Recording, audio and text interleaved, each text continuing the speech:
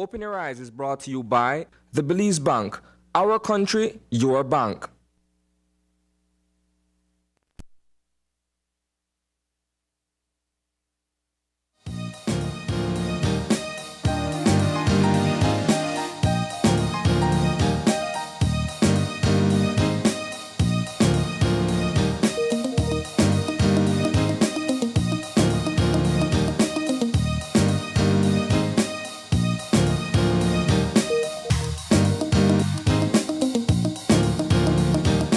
Good morning and welcome to Open Your Eyes. Start your morning right. I'm Sabrina Daly. And I'm Isani Kayatano. And good morning, Isani. How are you doing? I'm great. All right. It's a beautiful Tuesday morning. You've earned the right to use the word beautiful this morning. Here's the thing. I would have said it even if I did not get the right from you. No, but it is a beautiful Tuesday morning. Yes. And we're here bright and early, ensuring that everyone... Almost matching colors. Yes. Kind of coordinate this morning. They asked me this morning if I gave you the dress memo. I guess I did. It's one of the rare instances our stars have aligned. Yeah. Good morning, No, man. but there's much to talk about, especially after our coverage of Polo being out on the field yesterday in Orange Walk. Of course, the hot buzzing topic right now is all things sugar. And we're finally able to present some good news, I guess we could call this one. Guardedly. Yeah. Especially after last week.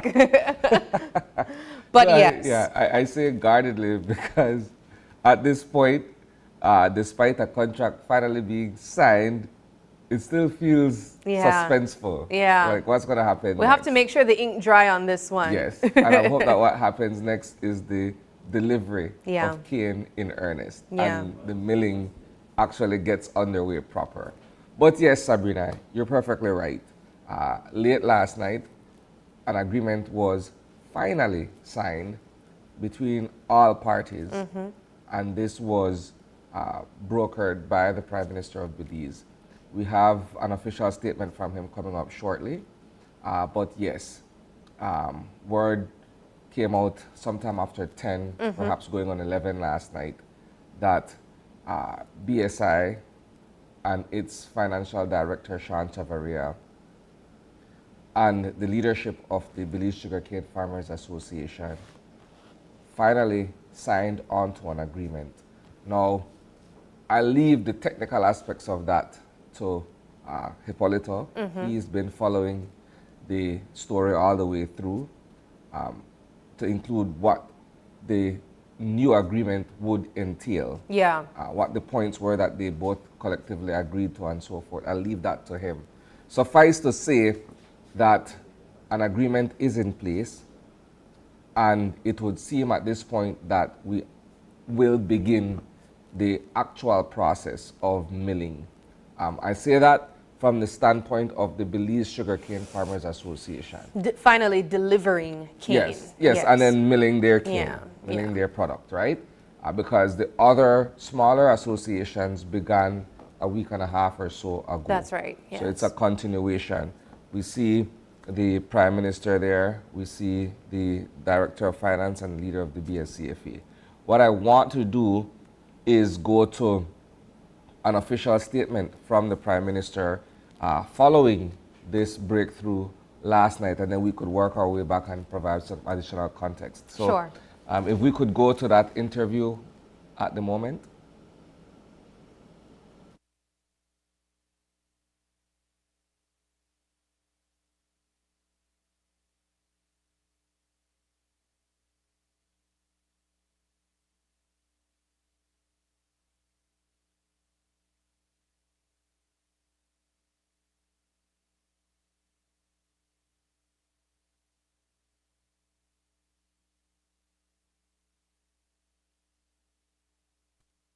So I just want to give a note to our producer. It's a little bit longer down the line, but yes, hopefully we're able to come back to that to get an official word from the Prime Minister. I believe that we have now been able to obtain the video.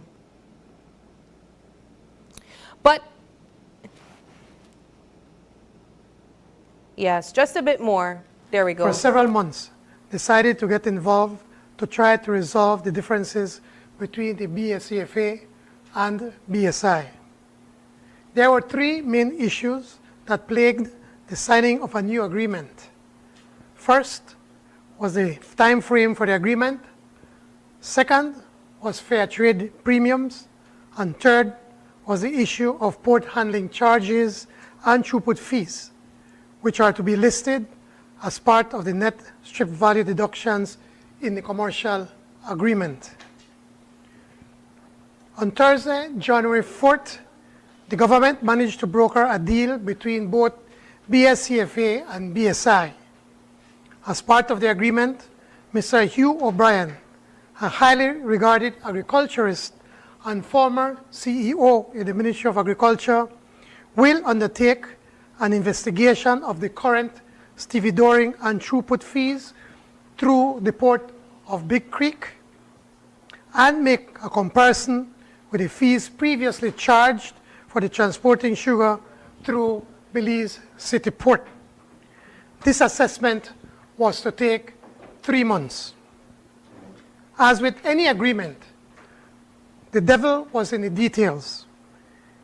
It was expected that an agreement would be signed early this morning, but late last night, the parties could not agree on the scope of the work that was to be conducted by Mr. O'Brien, and the parties reached a stalemate once again. After the deadlock could not be brokered by 2 p.m. today, I sanctioned both parties and their lawyers to sit in a room and not to leave until we have an agreement. Now we have an agreement. I'm happy to announce that the SAFRA, as we know the sugar cane season, can now commence normally with all sugarcane farmers associations delivering and the mill processing at optimum. I thank all the stakeholders involved and all those that contributed to making this compromise a reality. I extend the government's gratitude to BSCFA, ASR BSI, the Cabinet Subcommittee, the PUP Northern Caucus, the team of the Ministry of Agriculture, and all Belizeans, especially those who were inconvenienced during this period of negotiation. Today, we celebrate that we are a people that can compromise for the greater good. May our Lord continue to bless our Belize. Thank you. All right, so that was an official statement from the Prime Minister of Belize in respect of the signing of the agreement and what led to the second round of deadlock, so to speak. I say second round because there was an initial stalemate that was broken on Thursday. All parties had agreed at that point that they would have proceeded with the signing of the agreement. Yeah. That wasn't the case. And so, as the PM explained, there was an impasse based on both sides not necessarily agreeing to the scope of the work that Hugh O'Brien, and I believe he perhaps comes on as sort of a consultant in this case, to look at the state of the industry insofar as the throughput and the stevedoring and the other points that were raised by the Prime Minister. So what I gathered from what Hipólito has been sharing with us over the past week, I guess we could say, is that this particular issue as of yesterday wasn't exactly a change in a point. And this was directly relayed from the Belize Sugar Industries. They mentioned yesterday that there wasn't a point that was changed or anything that was added. This is simply because of language in contract. Apparently, there was some form of language that was changed, and it wasn't specific as to the first agreement that was signed with BSCFA and BSI. And because of that, that was a main concern that they had. That was the reason why they would not sign the contract. Now BSI response was, look, there's no difference. It's the same thing from the last agreement. It's the same, the throughput fees and the details about the port of Belize and the stevedoring, all of that was the same from the last contract. All those fees were there in the last contract. And they are saying in this new agreement that, no, it seems a little bit different. So that is one of the reasons why, of course, they wanted Hugh O'Brien on to investigate these fees and to ensure that there is nothing that is different. And it seemed like it just boiled back down to language in contract to make sure that everything made sense on both sides and they were both agreeing. Well, I would think from somewhat of a cursory perspective here that how do I trust what you're saying if we don't share the same kind of confidence in each other? So while you may be saying, well, nothing has changed, and I'm looking at something that suggests that there's a slight difference in what perhaps was agreed upon initially. Right. I wouldn't budge because I don't want you to pull one on me. Yeah, and it's essentially a feeling and or a sentiment. I love that you raised that point, because while I was talking to Hippolyta last night, it actually brought me back to his coverage over at COP in Dubai just a few months ago, where the issue at the end of the conference had to do with language in the final document as well.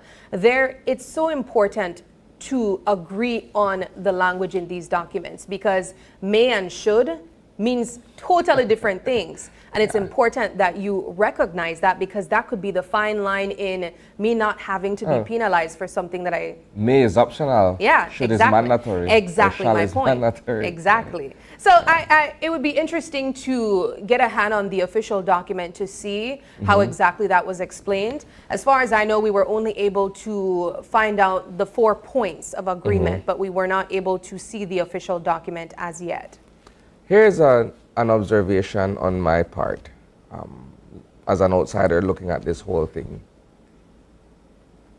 I'm glad that they're finally able to sign on to something that they both agree on, and we can now proceed with the business of milling cane. Yeah. But at the same time, I'm thinking, could this not have been done a long time ago? In the sense of what the Prime Minister mentioned in his statement earlier. He summoned both parties along with their counsel to one room, essentially. And you don't move from here until you agree on something that, you know, is mutually beneficial and the language and everything is clear as mud. Perhaps it should have been done a long time ago. Because I'm saying that simply because we know that this is a delicate mixture of oil and water. Yeah. Both parties have been sort of on opposite ends of almost every situation. Yeah. And because of that tension and that animosity, one perhaps should have gone into it knowing that, you know what, they won't readily agree on something on their own accord. So let's put them in a room from the beginning and see how we could hammer this thing out and get it over with. Instead of protracting it to where it has been well over a week and a half on to 2 weeks. I'm not completely certain of how these dialogues were held, because obviously we were only able to capture and gather details from outside of these meetings. Certainly. But it's my understanding that that is kind of the intention that the Prime Minister had. Of course, you would know that as of last week, the Prime Minister was headed to the Vatican City to meet with the Pope, and that was cancelled because he thought that they came to an agreement, just as you mentioned. I'm not certain if they met in the same room and did what took place last night, but I think what we should be saying... I don't want to be overly critical, but in a situation like that, Sab, you can't think. You have to know. It's a situation where, as we've repeated numerous times, the livelihoods of all of these stakeholders hang in the balance. I'll play devil's advocate. You have to know. Because you mentioned just before I made my point that that you would have hoped, or you would have hoped that the Prime Minister would have ensured that there was an agreement, you know, as of last week. What I'm understanding is it was his understanding that there was an agreement. I think what did not take place was you're using ink an on operative paper. Is his understanding versus his knowledge of something that's happening. That's two different things. Isn't that fair to say that it was also his knowledge? I just think that there was not pen on paper, and that's Knowledge the difference is a between extended. certainty. Knowledge is a certainty. Understanding is, okay, well, that's what I've gathered. It's not necessarily what I know to have happened. Anyways, we did argue about understand and think, and the point is that I believe that the Prime Minister thought that there was an agreement as of last week, because I could have told him, if I was BSCFA, look, we agreed to this agreement, and that's it right there. So he left and headed to the Vatican City. You are the chief arbiter. You're the person that's in the middle of it all. You are assigned to ensure that this thing goes through and that both parties mutually agree on the terms and the conditions of what they're signing on to. So in essence, you ought to see it all the way through. You can't say at a certain point, oh, I understand that they arrived at an agreement. You should have been there. You should have overseen in much the same way it happened yesterday. I'm saying that should have taken place, because you are the person who this is tasked to get it done. And I believe perhaps that's part of the strong criticism that has come against the Prime Minister, because at least from the BSCFA's perspective, he should have seen it all the way through from the onset. And that is the reason I'm saying you can't say, I understand, or I thought, or whatever. You should have known, as a matter of fact, because you were there to see it from A to Z. That's all I'm saying. Perhaps that is fair to say, Sani, especially with the history that the cane farmers has had with ASR. With AS, let's not be BSCFA and BSI with each other, especially not on live TV. Thank you. Because I've said they have a history of I use the word animosity loosely, but they've always been on opposite ends. So you can't leave it to trust their fate. You have to be there to ensure that it happens the way it should. Regardless of that, I believe that that is exactly what took place. I understand that that is exactly what took place. And because of that, we saw this issue be drawn out an extra week. But now we can happily say, hopefully, that the ink is officially dried on paper. There is an agreement that is formed with the BSCFA and BSI. Yes. What happens next? I'm hoping that we are able to see Orange Walk roads filled with cane trucks delivering their cane. Next. Trucks lining up this morning and we're getting able the thing to on their see way. some progress. Yeah. There's so many things, Yeah. there's so many sides of issues taking place with the Belize sugar industries, or I'll just say with the sugar industry in general. Aside from this issue with BSCFA, we also know that contraband sugar is another conversation that we're still yet to tap into completely. Of course, that was overshadowed by the issue with BSCFA, but we're finally happy to say that that is complete. So what happens next? Hopefully the sugar industry heals after that. Well, they're off to a tardy start. Yeah. Right? Because an initial date had been set for sometime in December. That was postponed. They moved it back to the 28th of December, right? It did not happen the way they would have wanted it to in terms of all the associations trucking cane to the mill.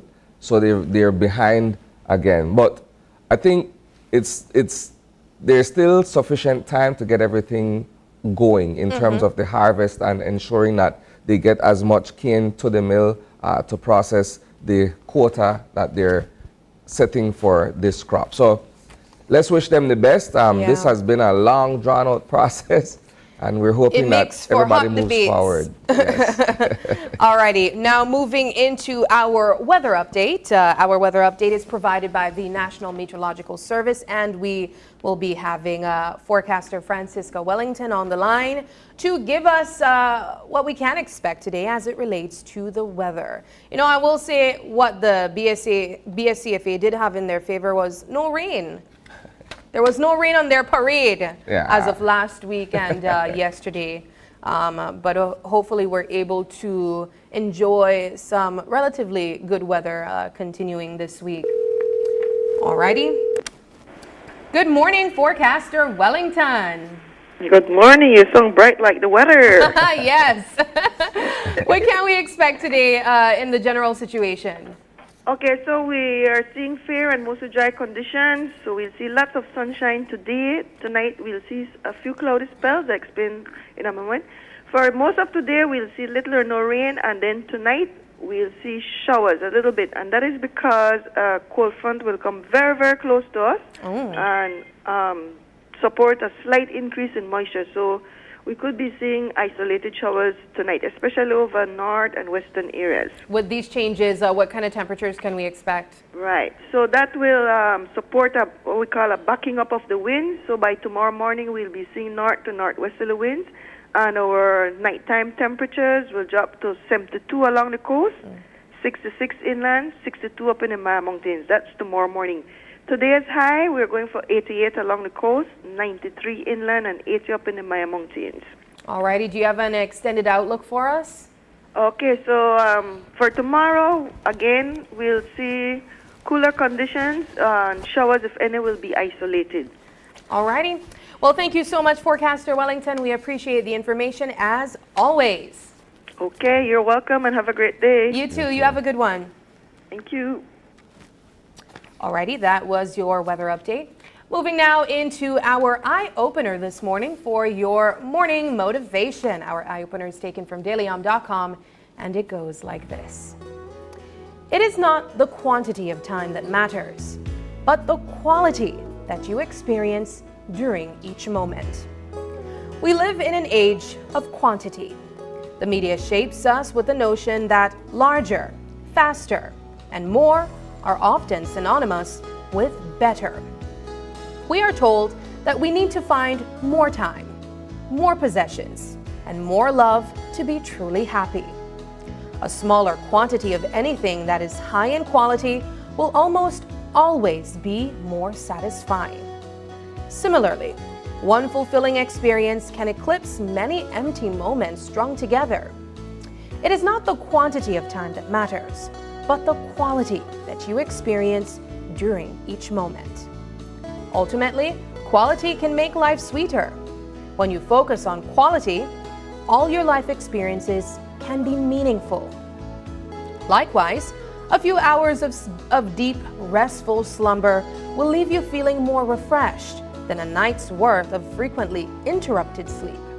A few minutes spent with a loved one catching up on important details about family, work, or community can carry more meaning than 2 hours spent watching television together. Often, in the pursuit of quantity, we cheat ourselves of quality. Then again, quantity also plays a significant role in our lives. Ultimately, it is not how much you live, or have, or do, but what you make of each moment that counts. There's an argument to be had across many fields, right? If you look at it from a scientific point of view, there's always an argument of quantity versus quality. If you look at it from a perspective of productivity, there's always an argument of quantity versus quality. If you look at time spent, as in what the eye-opener has shared, there's still that argument of quantity versus quality. And I'll speak for myself here. I've always been a qualitative person, right? It doesn't matter what the pursuit is. I've always followed my gut instinct that I want it to mean something to me. So in some instances, less is more based on what I want to get out of the experience, right? In others, more is better too. So for me, ultimately, it boils down to finding a balance, because you can't, if you look at a relationship situation, parent and child, you can't always say, okay, well, we only need 5 minutes to catch up on how was your day, versus spending 5 hours in some instances gives you that sense of belonging, gives you that sense of closeness or what have you. But is it 5 hours of quality time? Well, that's it, right? Right? That's exactly it. Because, for instance, if you're on a road trip together that takes you from here to Punta Gorda, and you're in a vehicle together, that's more than enough time for you to have a conversation, you could shoot the breeze, or you could get very deep or whatsoever. That's time being spent. And there are also instances where everyone's busy with their schoolwork, or you coming home from work late, you're tired. You don't want to spend that unnecessary length of time shooting the breeze. It's just a matter of getting, hey, how was your day? Great, boom, you move on. But I'm saying in the round that it's a matter of being able to strike a healthy balance between quantity and quality. Yeah. Right? And that I think it rings true for most of the experiences that we have, either interacting with each other or in terms of purchasing small items, for instance, right? You go into the store, sometimes you want 5 blouses perhaps, or sometimes you see one blouse that's costlier but it's of a better quality than the 5 that you're looking at. Yeah, I love your analogies that you gave. I specifically want to hone in on the family one because the eye-opener didn't speak to that particularly as long as I'd hope it would have. Because a lot of times, as you mentioned, we'd find ourselves in positions where we think spending time with that person simply means the more time you spend, the better. But is it quality time? Yeah. A lot of kids might look and say, well, my dad is always around, but is he really having a meaningful conversation with me, or is he just in the house? Versus someone, a father or a mother that comes and actually has a meaningful conversation with their child. I think that quality in that overrules quantity in time. And the same can be said for many other analogies. I think, though, as you mentioned, it does boil down to balance. Because there are instances where we want more in quantity. And yeah, we do want quality, but we also want quantity as well. So I don't know. When you look at your uniform, you're going to school, right? You have 5 uniform shirts that you probably need one for each day. But then there's a particular brand that you're into, but you may not be able to afford 5 of the same shirts of that brand. So you have to look at, okay, well, this brand is of a certain make or whatsoever that, it's the quality is better than the others. You have a decision to make, right? I want to ask you this, which might be even a bit deeper than brand of clothing. Would you prefer a short life that is quality or a long life that is not? It's a good one. I'll hit you back with an analogy. Okay. See? Die young and be a hero, or live long enough to see yourself become the villain. I'd rather go out as a hero, put it that way. All right, so short life of quality. Meaningful and, yeah. All righty. Well, perhaps you guys could answer that question. Do you prefer a short life lived in quality, or a long life sort of meaningless? Alrighty, moving now into our show lineup this morning. In our first segment, we'll be joined by a health and nutrition specialist who will be speaking to us about the launch of the Newborn Action Plan. And since we're talking about launches, our second conversation this morning will be the introduction of a new piece of technology, right? Digital technology. It's called OneLink Mobile, and we will be joined by the Chief Executive Officer as well as the Marketing Director to tell us everything that we need to know about OneLink Mobile. Wonderful. In our final segment, though, we'll be talking about Hands to Belize and their 2024 schedule and locations. But we got to take that first break, and when we come back, it's all about the launch of Newborn Action Plan after the break.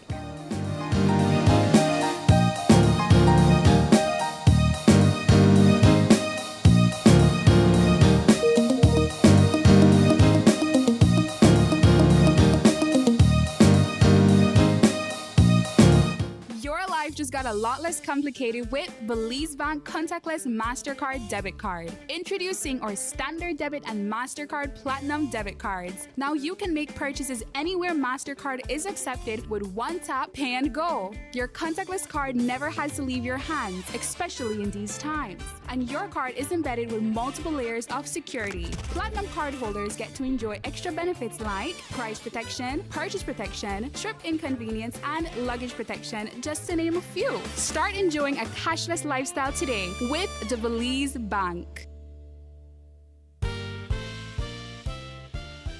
A Apply now for an undergraduate degree in animation, film, or journalism at the Caribbean School of Media and Communication at the University of the West Indies, Mona.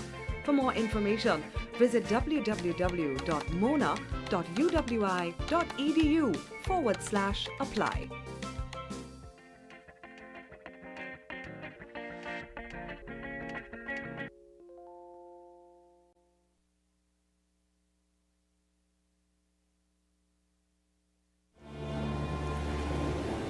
Belize's location is responsible for the amazing biodiversity that we find here, including quite a few endemic species that are found nowhere else in the world.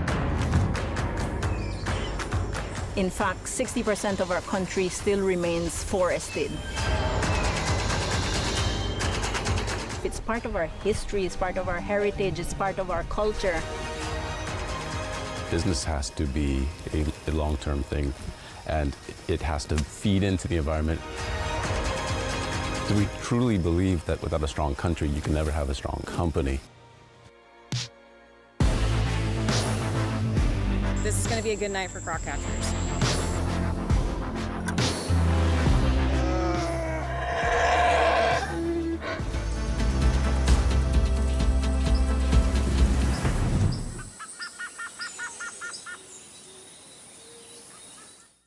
Are you looking for low-cost television advertising?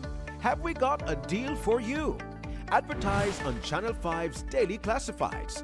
Channel 5's Daily Classifieds is one of the most effective methods for introducing yourself and your business to the community.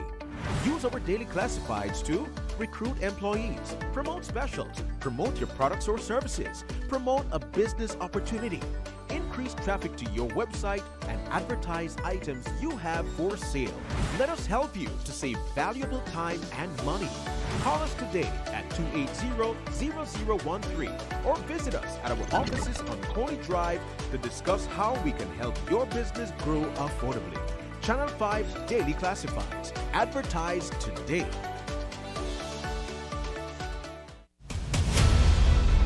Isani Cayetano, Marian Ali, Paul Lopez. Your News 5 Belize teams do whatever it takes. Go wherever they need to go, so you can catch the story wherever you are, whenever you want, on whatever device. Channel 5 Belize on television, Facebook, Instagram, and YouTube. Because news is now everywhere, all the time. And so are we.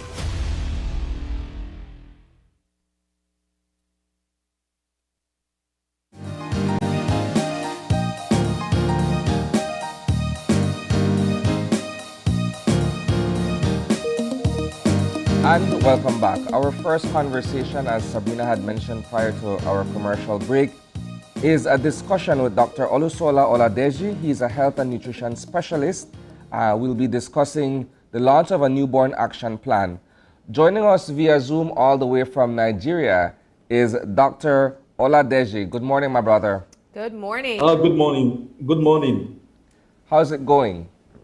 Oh, it's fine, brother and sister. It's fine. Thank you. All right. All right. So we're here to talk about this new action plan that is being introduced. Kindly begin by giving us some background as to what it's all about, perhaps the public that it stands to serve, and the information that we need to know. Yeah, thank you so much for this opportunity. Sometimes in 2012, stakeholders came together to look at the progress that has been made towards the Millennium Development Goal. And one of the things that was observed was that almost every country, including Belize, has been able to reduce under 5 mortality by as low as 50% reduction in under 5 mortality.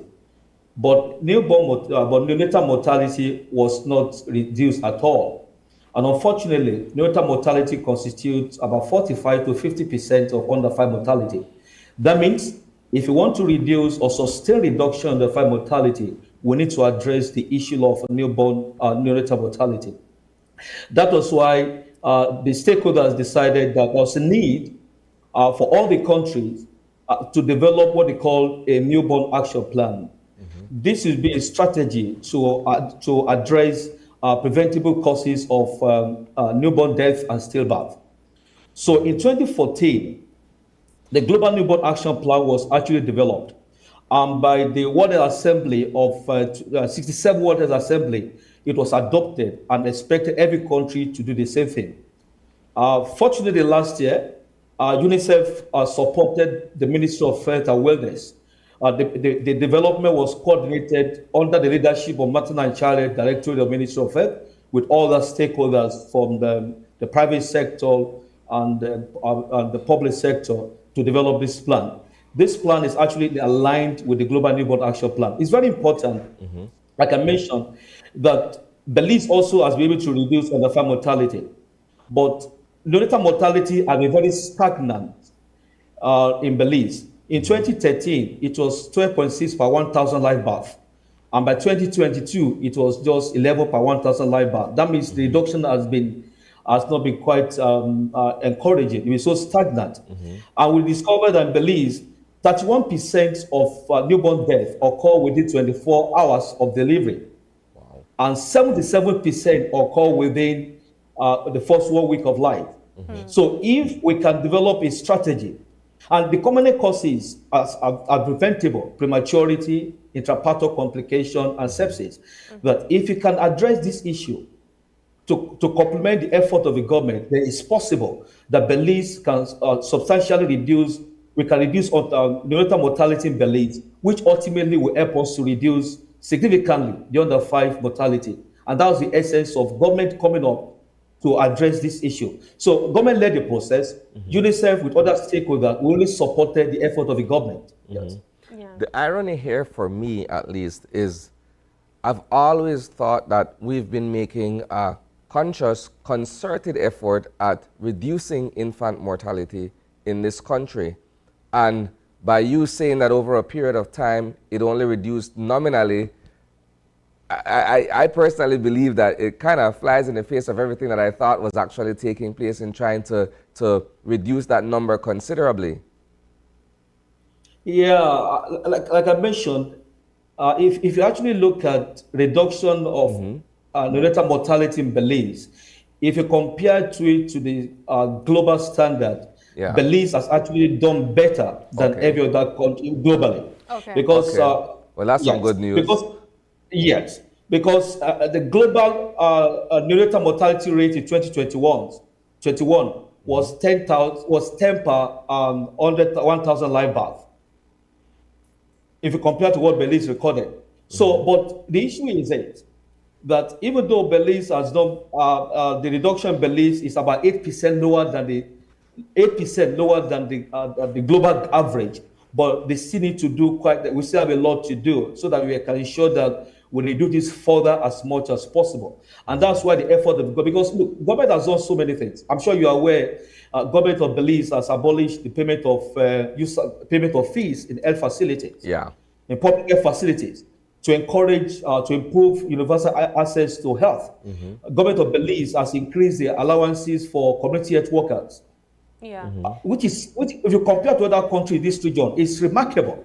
So with this all effort government has put in place, with few things needs to be added more so I can ensure that ultimately the government, the Belize can achieve all the goals in the sustainable development target, and that's the most important thing. Belize is doing very well, but more still to be done to ensure that we address this issue of neonatal mortality, so that every child that is born has the right to survive and fulfill their potentials in life.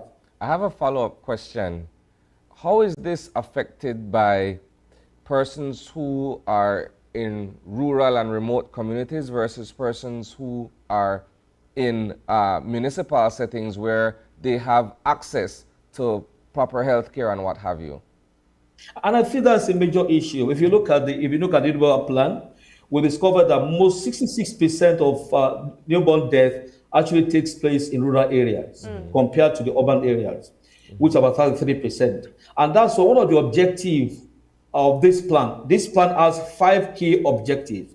One of the objectives of the plan is actually to ensure that every woman and every child is reached so that we can reduce inequity. No matter where they are, everybody is reached. And that's the focus of this plan. Yeah. This plan recognizes the fact that everybody, either you are living in Toledo or you are living in Belize, you need to benefit. And that's what government is working towards to ensure this is done. And this one is one of the objectives of the plan, to ensure that in those rural areas, those in difficult areas, they also have access to quality maternal and child health services. I also want to let you understand that a few years ago, the government of Belize established what they call Quality Improvement Unit. And I'm aware now, with support from other partners, UNICEF, other partners, that unit is being converted, upgraded to a directorate to tell you that government is concerned about the quality of care. Yeah. And quality of care is not limited to Belize City. Quality of care involves all the health institutions. And I feel with effort, every support by donors, every support by the government or all individuals, including the journalists, we can work together to ensure that we improve quality of care of individuals in the country and be able to significantly reduce newborn mortality and ultimately reduce under-5 mortality in the country. Yeah, I want to hone in specifically on the issue of premature babies. I believe you were here just a few months ago, Doctor, speaking about that during Premature Week. I believe it was in the month of November. November 17th, yes. Yes, let's talk about how this newborn action plan seeks to reduce the instances of mortality for premature babies. Yeah. One of the key interventions, the newborn action plan has 5 objectives and has 9 key interventions. Some of those key interventions are actually to address issue of prematurity. Now, what are we talking about? Prematurity can be prevented, and prematurity can be properly managed. One of the ways of preventing prematurity is to ensure quality of antenatal care services. Mothers need to get involved. We need to encourage that mothers, every pregnant mothers, access antenatal care services. So they can look at their baby, they can look at them, and ensure that if there's anything that can make them to have premature contraction, it can actually be addressed. There are drugs that can be given when a woman is contracting that can be premature contraction. Drugs that can be given that can prevent it, that can reduce the woman from falling into labor. And not only that, even when a woman has premature delivery, it can be properly managed. I can remember when we did the launching, we celebrated the World Prematurity Day, November 17 at KHMH last year. We saw a lot of people who are born premature. Some of them came for that meeting. So they can actually be managed. So what is important is, number one, we need to create awareness. Mothers need to know what they need to do. There's something called kangaroo mother care, where a baby who is born prematurity, because one of the things when a child is born prematurity, one of the challenges they have is that they cannot control their temperature. They cannot control the temperature, so they need warmth.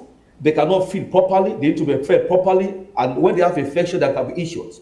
So if you have what they call kangaroo mother care, which is provided in hospital and also community based, in this plan, one of the things we're trying to do is to ensure that with the effort of the government is trying to do with support from UNICEF other partner, is to ensure that everything to address issue of prematurity is addressed. The drugs that's necessary, antenatal corticosteroid, that's a drug that's normally given to a pregnant mother who is contracting, and the drug can actually help to reduce contraction. And also, there are also drugs that can also be given to the mother so that the lungs of a baby can mature. So when the baby is actually born, even before premature, the lung is actually matured and can survive. And another thing we are trying to do is, if you look at KHMH, they have other hospitals, they have what they call neonatal care unit. They have NICO. These are facilities with staff who are properly trained, who can manage this individual with premature babies. And UNICEF or FreeSet will procure some equipment like incubators. We procure infant warmer, and then the next 2 or 3 months we're expecting more delivery of incubators. We're expecting more delivery of radiant warmers, and also we are procuring what we call the data mechanical ventilator. Yeah. That will be we're going to distribute to KHMH. Hopefully, the next 2 or 3 months it will be delivered. We have ordered them, and we are going to support. So that's something we have identified in that plan. Yes. that will address issue of prematurity. Because like I mentioned, prematurity is one of the commonest causes of neonatal death Yes. globally, also in Belize. If we can reduce prematurity, or we can manage premature babies, then we should be able to reduce significantly neonatal mortality and stillbirth. Yeah. And also educating our mothers as well is a key part in that, as you mentioned. I want to really quickly ask a second question. As you mentioned, you were speaking about the neonatal intensive care unit at the KHMH. I understand that that is the only one in the entire country. Is this something that we're also looking at through the Newborn Action Plan in expanding and having other NICUs over the country as well at other government hospitals? Yes, because what we're trying to look is to have what they call establish 3 more what they call center of excellence in newborn care. To have a center of excellence in newborn care, NICU is so important. The major challenge we have now, I'm sure you're aware, we only have one neonatologist in Belize for now, who is based, doing a good job, who is based in KHMH. One of the things that need to be done is to ensure that we support government of Belize to train more people. Yeah, human resources is an issue as well. Human resource is a challenge that many other countries, but I feel we need to support, how could you say, all partners, all stakeholders, implementing partners and donors, supporting the government of Belize so we can have more, we can get more qualified people like neonatologists, neonatology nurses, who can help us to establish or support NICU. But mind you, even though we have only one neonatologist, they are very intelligent, very hardworking nurses who are supporting neonatologists in NICU. Because I can assure you that managing premature babies is not easy. It's a daunting task. We need to commend the effort of the nurses working in NICU. We need to commend them, appreciate what they're doing, and we need to encourage them all. So what we're trying to do as UNICEF, working with the partners, as detailed in the Annual Action Plan, is to see that we expand the capacity of NICU across the country so that we can have more people, have more infrastructure, so that all premature babies can have better services and they don't need to be referred from Toledo to KHMH. And that's one thing focus we have in the Newborn Action Plan. I'm glad that you contextualize it in that manner, because while we look at the KHMH as a national referral hospital and it's the only facility that has a neonatal intensive care unit, when you look at someone who's coming from one of the far-flung communities, you've mentioned Toledo, for instance, to try to make it from there to here, and you're already carrying a premature baby, you could appreciate the challenges that an expecting mother would have to go through just to arrive in Belize City for that kind of health care. Yeah, I completely agree with you. But I also need to say that it's not every premature baby that will require the neonatal intensive care unit. So what we're trying to do is to look at, like I mentioned, that if you promote what we call kangaroo mother care at both facility and also at community level, it can actually save a lot of children, a lot of newborn. So that it's not all premature, so that we don't need to, it's not all premature babies who need to come to NICU. Those who need to come to NICU are those who have other medical complications and that cannot be managed at the regional hospital. Like I mentioned, effort should be to see how do we prevent prematurity. It's possible. If you improve the quality of antenatal care services, now that the government has made it easy for people to access services, all of us need to encourage our pregnant mothers, we need to encourage our sisters, husbands to encourage their wives to access antenatal care services. If antenatal services are attended, it is easy to know what exactly is going on and be able to prevent prematurity as much as possible. And then when a child is born premature, we can easily initiate kangaroo mother care and other services. So that while we're trying to expand our capacity as a country to have NICU other places, we can't be able to manage other cases in other hospitals without NICU capacity. Yeah, with the launch of this action plan, Doctor, is there any dates that we can look forward to see some of these deliverables come to pass? Thank you so much. Some of these are already ongoing. Like I mentioned, there are so many things ongoing. What the Directorate of Maternal and Child Health is doing is to convey a meeting early. I'm sure this month there'll be a meeting of all the stakeholders. I want to say something very interesting. This plan was actually developed with partnership with the private sector and the public sector. Okay. Doctors and nurses from private hospitals and public hospitals came together to develop this plan because we recognize the critical role the private sector will play in this plan. So the plan is already developed. So there's something that we identified. There's something that will be implemented in phases. It's a 6-year plan, 2024 to 2030. We have specific milestone. We have specific milestone what we need to achieve over a period of time. Something that already started. For example, some of the guidelines, some of the protocols, some of the SOPs at F facility are already being revised as much as possible. Like I mentioned, we supported the government of Belize. There's some equipment that UNICEF we have ordered last year. Like I mentioned, infant radiant woman, neonatal mechanical ventilator, some incubators that we have ordered, and we're expecting them to be delivered in the next 2 months. I will let you know when those items are delivered and we're handing over to the government. And a lot of things are going on because we're giving ourselves a milestone, what we need to achieve at each time of the plan. And we are very sure as much as possible because government is on board, government is fully committed. Government is fully committed. Like I mentioned, one of the things that demonstrated government commitment is the fact that government has abolished the payments of fees. Yes. So the payment of fee will not be a barrier to any mother accessing services. Yes. So leveraging on that means anybody can approach any facility to access services. So what partners we are doing now is to complement that bold step taken by the government, supporting government with training of health workers, providing the equipment, and all those things. I also noticed that even the government has started developing the budget for next year. I'm aware that some of these activities in the Newborn Action Plan are already included in the government budget for next year to demonstrate government commitment. So as government is putting the budget for next year, we as partners also, we're already budgeting in our own plan for next year so that we can complement the effort of government. I have no doubt in my mind that this plan will be implemented accordingly, and altogether we can actually achieve reduction in neonatal mortality. And we also need the support of the journalists because people need to understand what they need to do. Mothers need to understand their role and responsibility when they have a premature baby or when they are pregnant. What do they need to do to reduce the chances of having premature labor?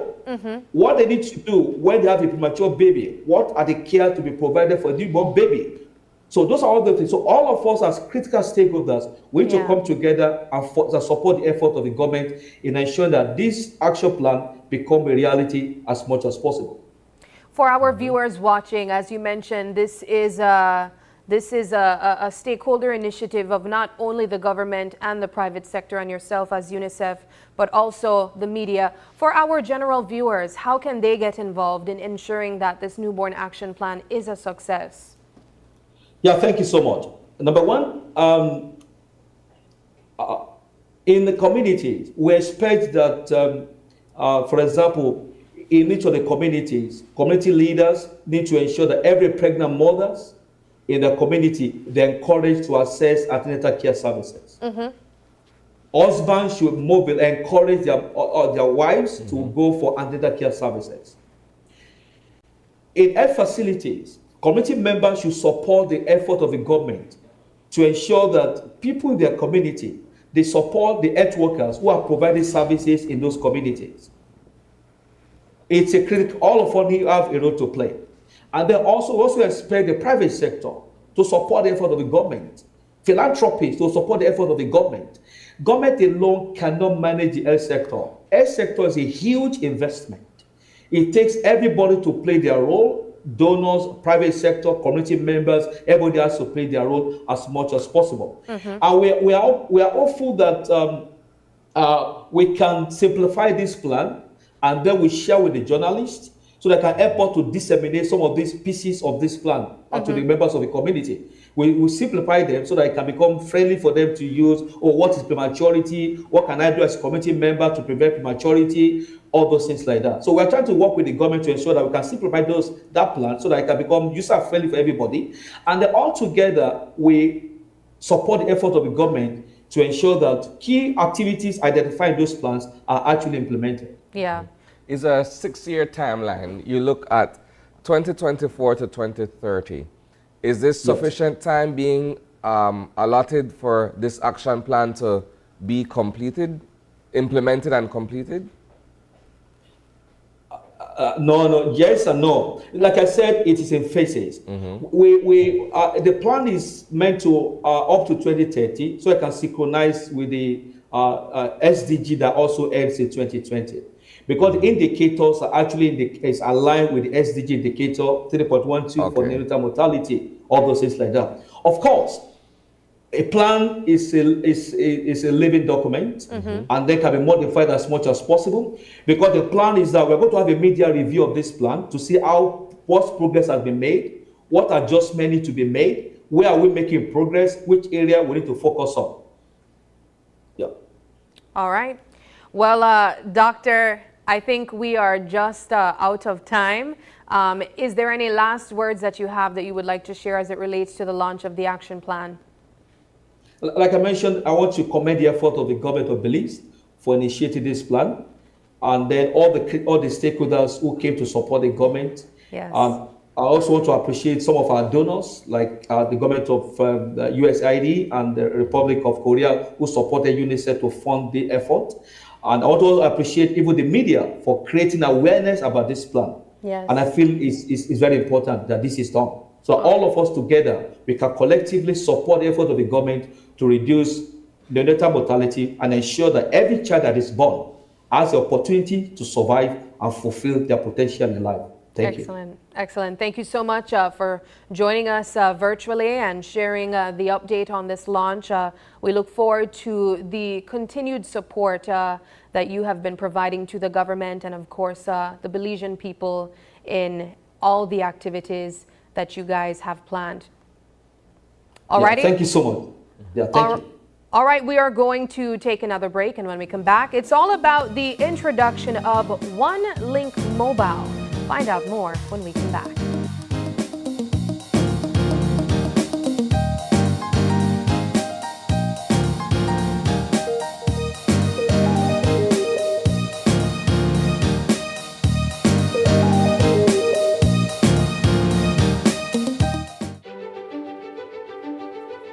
Technology is ubiquitous, and it's transforming how, when, and where we work. Fulltech Systems is placing award-winning devices in the hands of information workers, allowing them to work without compromise in a world without wires, to innovate, create, and to maximize productivity anytime, anywhere, satisfying the needs of the desk-centric remote and field worker and every other worker in between. We are providing the industry's best devices to businesses going through the process of digital transformation. Partner with us today to provide the solutions that will allow your employees to work effectively and efficiently to enhance your customers' experience.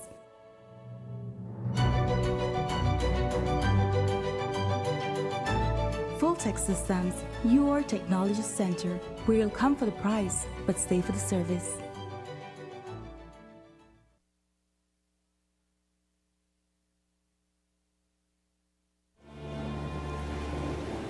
Belize's location is responsible for the amazing biodiversity that we find here, including quite a few endemic species that are found nowhere else in the world. In fact, 60% of our country still remains forested. It's part of our history, it's part of our heritage, it's part of our culture. Business has to be a long-term thing, and it has to feed into the environment. Do we truly believe that without a strong country, you can never have a strong company? This is going to be a good night for croc catchers.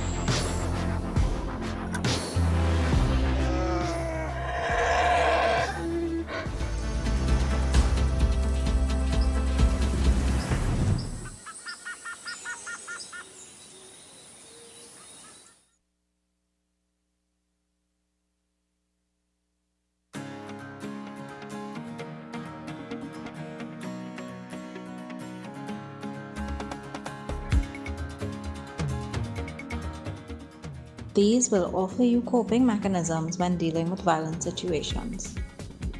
That is a very simple phone number that you can store in case of any emergencies. Violence exists in the form of corrective rape. Welcome Marines as the totally new HE member. We realize that success in agriculture isn't just about land and access to finance. We realize that we have members who have issues of domestic abuse, who have issues of child sexual abuse in their families. We've noted that the barriers and the obstacles are quite different for women and girls than for men. And this is why we decided to take a holistic approach. Violence against women and girls is an issue for me because I think it is used as measures of control and it is a reinforcement of negative power dynamics. All people, especially women who have been experiencing discrimination and injustice for quite some time, deserve to be afforded physical, emotional, financial, and mental stability and safety. There are a lot of persons who don't understand the dynamics, of violence against women and girls.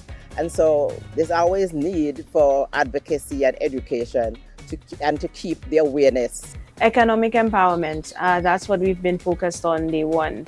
We've focused on creating opportunities, economic opportunities for women to establish themselves as independent business owners. On top of that, we've also created and ensured that we create male allies in their families, whether it's their husbands, their partners, and so forth, to understand the rights of women and to also understand and upskill themselves as supportive partners of these women and girls. We need to educate young men and women within our society today, engage them in a one-on-one interaction, educating them about the different types of domestic violence that we have within our society, and teaching them how ending violence against women and girls can help within our future generation in preserving the future for women. I believe it's important for persons to be aware of the positive enforcement and policy shifts in that of legislation, because this is what brings about change. This is what brings about the change in people's mindsets, and knowing that there are legislation, there are enactment of bills that advances the rights of women and girls. Everyone has a part to play. If we see or hear something, we shall say or do something. We have to stand up and make the changes ourselves to set the example for everyone else. I will continue to play my part by advocating to end violence against women and girls. We all need to make sure that we help to fight to eliminate violence against women and girls in our society. What grows together, goes together. Let's stand in solidarity to fight violence against women and girls. Everyone has a part to play. Everyone has a part to play in ending violence against women and girls.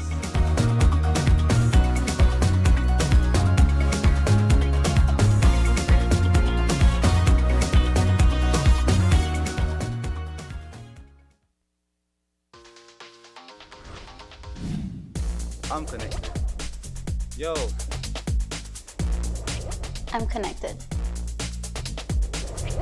We're connected.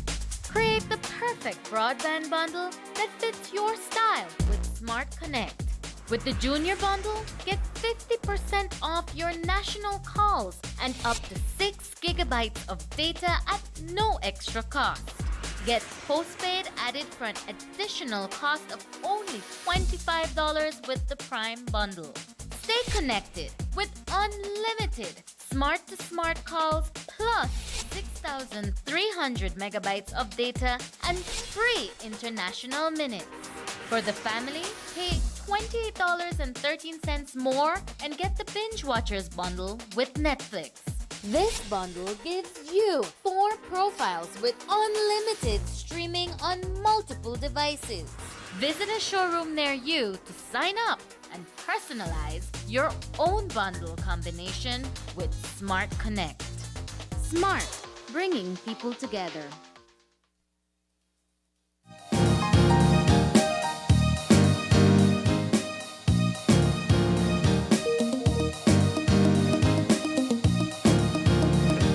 All right, welcome back. We are having our second conversation for the morning, and it's all about the introduction of OneLink Mobile. It has recently entered the scene of finance and online finances. And we have here with us Aaron Briceño, the CEO of OneLink Mobile, as well as Gianni Alamia, the marketing director, to talk to us about it. Gentlemen, good morning and welcome. Thank you so much Thank you. for joining us. Thank you for having us here. Thanks for All having right, us. OneLink Mobile. Tell us, what is OneLink Mobile? OneLink Mobile is a payment app. Okay. I need to make this clear distinction. It's not a funded wallet. Okay. In that capacity as, you know, the other 3 wallets that we have here in Belize.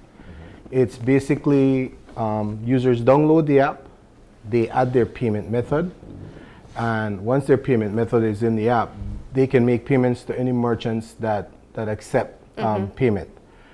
If you want to receive payment from another user, there are certain restrictions. One, you have to have a local Belize or Belize commercial bank account or a local credit union account. So if you sign up, if a user signs up in the US and they don't have a Belizean bank account, they can never receive payments. Yeah. Oh. So payments come in, they can't go out. Not Okay. yet. Hopefully we could do that at some point. OneLink has many, a myriad of different applications. Initially, when we started designing it, we thought about tourists that come to Belize, and a lot of times they don't feel secure taking their card, swiping their card, etc. So if we're able to give them another medium to transact while protecting their information, we believe that, you know, it would be viable for them as well. But then again, we started looking at how things happen in Belize, and we have a lot of entrepreneurs, we have a lot of small businesses that, you know, maybe the owner doesn't have a business bank account, so they can't get a credit card terminal, you know, or it's a home-based business. So now, how do you receive those digital payments, you know? So that's another reason that drove us to say, okay, we got to make sure that people can accept payments relatively quick. Now, the app is powered by Heritage Bank, meaning Heritage is the bank that does all the processing of all transactions. They're the ones that hold on to the money. At no point in time do we have access to that. They're the ones that also distribute. In getting this this mobile app sanctioned by the central bank, so to speak, we needed a bank to partner with. So first of all, I need to give thanks to Mr. Duncan and the technical team over at Heritage Bank.